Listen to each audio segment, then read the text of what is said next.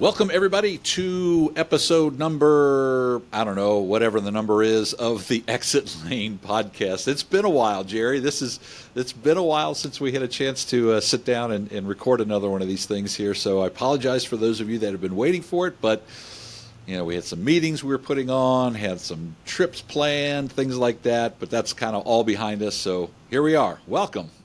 Welcome, everybody. We're back at it. Yeah, absolutely, absolutely. So on today, what we want to talk about is maybe a little bit different way of looking at your business, because up until now, I mean, think about this, guys. Your business has all been about you, right?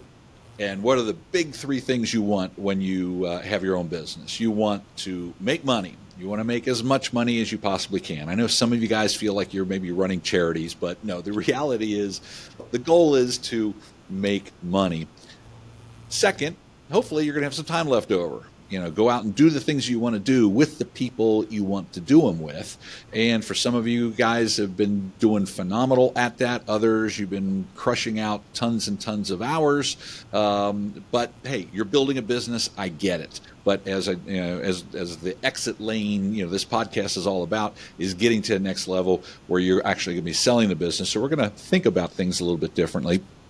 And then third is to provide some security. Nobody wants to be hanging on by their fingertips all the time. Talk about frustration and just sheer exhaustion, mental exhaustion, because you're just kind of charging. So those big three: you want to make money, you want to have some time to go out and enjoy life, and you want to have some security for you and your team. Your team members need that security as well, but you guys are here watching this video because you are in the potential time period where you're starting to think of, maybe I'm going to slow down a little bit. Maybe I'm going to sell the business. And we have to start looking at things different. I want to, instead of those three things, Gerry, we got to start looking at what your buyer wants, right? Because it's not all about you anymore. It's about your buyer now. I want to think, Ron, you mentioned putting on a different pair of lenses and looking at things through the buyer. And I often did that when I was looking for an employee, right? So early on, when I'm looking for a technician, it's all about me. What do I want? ASC certified master tech, able to diagnose cars, on and on and on. But I had a lot more success looking at it from what does the technician want. So a little tip there on recruiting, but now we got to change gears, because as you're starting to prepare to think about, hey, at some point I'm going to be selling this business, now we need to put that lens on as what the buyer is looking for. You mentioned all the great things that I was always looking for as a business owner, right? More money, more free time, on and on. But a buyer's looking for, they're maybe taking a different look inside your business. Mm-hmm, absolutely. So what are those things they're looking for? First and foremost, nobody wants to buy a business that is not making any money, right? Why would you shell out your hard-earned money to somebody else's business that's not making any money? Unless you're in that, unless your buyer is somebody who wants to pick up a deal and revive, beat that dead horse until it comes alive again and finally start making money. So first and foremost, you got to be looking at the profitability of your business. And look, we talked about making money, so in a way that's not a big, massive shift, but we'll talk about it a little bit as we break things down a little bit further about what you need to be looking at when it comes to profitability. Another thing is, look, if I was buying a business, I wouldn't want to be buying a business in a dead industry. So, look, we got it going on here. I mean, this is definitely an industry that's going to be around a while. I mean, heck, it's pandemic proof. So we've proven that. So I think it's a really great industry to be in. But then this third thing, and I think we're going to spend a little extra time on this today's podcast, is the owner's autonomy, okay? Because I know if I'm buying a business, I don't want to buy a job. I want to buy a thriving business that can work without me. So we're going to spend a little extra time on the owner autonomy on this one. But let's kind of start breaking these things down, on those three things: profitability, future opportunity, and autonomy. So profitability, Gerry, you're the numbers ninja. You're the guy that always looks at the numbers. What can those that are watching this video right now, what should you be paying attention to when it comes to that profitability? Well, as I'm starting to gain momentum towards selling the business, I really want to improve that bottom line. So I want to try to make that net as high as possible, because that's one of the big factors. They're going to use some type of multiplier times that net. One of the things I would say most business owners do, of course, is we tend to maybe run, I'm not suggesting anything here, but maybe we run some personal expenses through the business, right? We're going to save a little bit on taxes. I get it. But as you prepare to sell your business, somebody's going to want to take a look at those financials, and nobody wants to hear, hey, I got another set of books that you want to take a look at. So I would try to start cleaning up your P&L. Try to start running a legitimate business. Pull some of those personal expenses out. Yes, it may cost you a little bit on taxes on the front side, but you're going to get so much more on the back side when it comes time to sell that business. Yeah, absolutely. And keep in mind, profitability of a business, the profit percentage, is what's left over after all the bills are paid, including you. So if you're working in the business, I always use a rule of thumb of at least $1,000 a week. You as the owner, you've got the blood, sweat, and tears. You got those sleepless nights. You should be paid at least $1,000 as a salary from the business.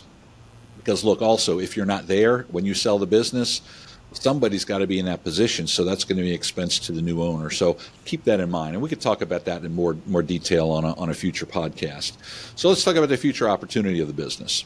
And I mentioned, I talked about being pandemic proof. The cars are changing; they're getting better and better and better. But the reality is, this business is going to be rock solid for years and years to come. Yeah, we survived so much in this business, and 30 plus years as a shop owner, I've seen everything from, recessions, pandemics, the collapse of the banking industry, and our business is virtually bulletproof. People are always going to be driving cars. Even when they are working from home in the pandemic, they're still driving cars.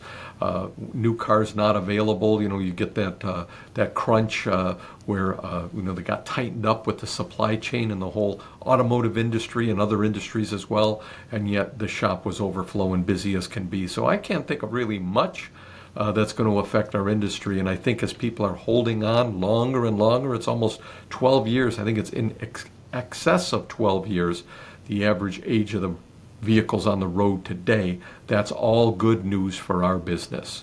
Absolutely. So we got the first thing. We've got the thing where the business is in good shape. It's making money. That future opportunity. Another thing to kind of keep in mind of the future opportunity is nobody wants to buy a business that's on a downward trajectory, right? So something to also think about if you're going to be selling within the 3 to 5 years.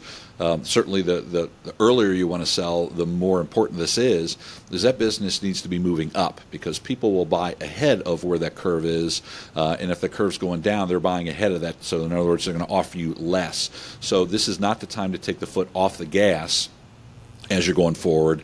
You want to sell on a high note, because as Gerry mentioned earlier, you're selling at a multiple of what your net profits are, and every time your profits go down because you took the foot off the gas, you want to settle down, and I get it, but now is not the time to do that. Okay, you want to make sure that the business is running on all cylinders when it's time to sell. But let's talk about and spend a few extra minutes here on this owner autonomy, because this is something that I know, Gerry and I, we've been coaching, together for years and years and years, and this seems to be one of the big things that people want and need to get over, that the amount of hours that they're spending at the shop. Now, if that business is built on your back and you can't even walk away for a couple of days or a long weekend without having to check with the shop, with the phone ringing constantly, the text messages coming in right now, your business is not ready to sell, because that new potential buyer is going to be looking at that, and he's looking at that as, whoa, I don't want to be messed with that. I don't want to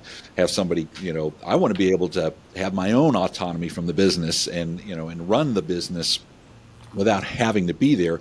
And if you're not able to do it, why in the heck is he able to do that? So first and foremost, you got to start looking at this thing and looking at, I think it's a great test. If you can go away for 2 weeks and not call the shop, and the shop can't get a hold of you, and you come back and everything is still working fine, I think you're ready to sell the business from the autonomy point of view, because again, every one of these things is a multiplier, and if you don't have to be there, you're going to get a higher multiplier of your profitability when you go to sell it.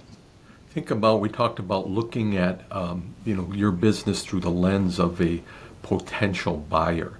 We've got a few folks that I'm aware of, more than a few. Let's say maybe if you look at your realm of potential buyers, I bet you there's a percentage, maybe 20%, maybe a little more, that are really investors. So they're looking at a business that is recession proof, and we've already talked about that.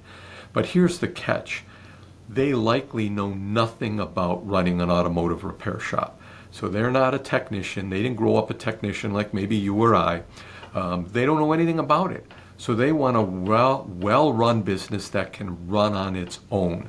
And we have folks in some of our coaching groups that actually don't know anything about running an auto repair business. I remember Ron doing a seminar, how long have you been in business? And the one gentleman stood up and said 5 days. And he knew nothing about running an auto repair shop. So you got to get the business to run without you.